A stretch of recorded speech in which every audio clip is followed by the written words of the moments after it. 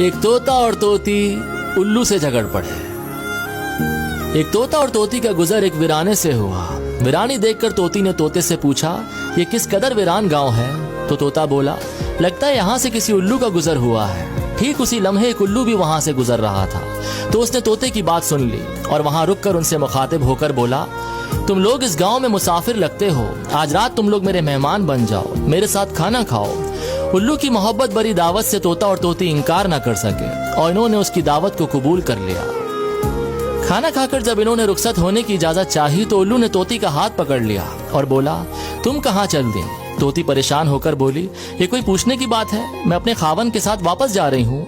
तो उल्लू हंसा और बोला, ये तुम क्या कर रही हो? तुम तो मेरी बीवी हो।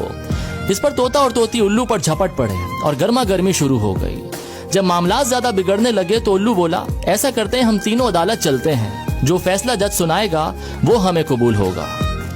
उल्लू की बात सुनकर तोता और तोती मान गए और तीनों अदालत जा पहुंचे।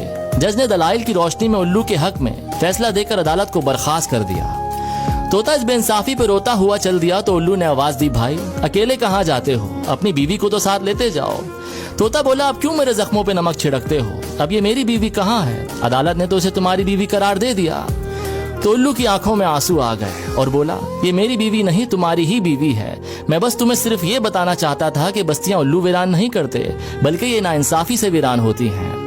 यकीनन ये बात दुरुस्त है कि जिस मुआशरे में इंसाफ खत्म हो जाता है वो मुआशरा बहुत जल्दी तबाह और बर्बाद हो जाता है।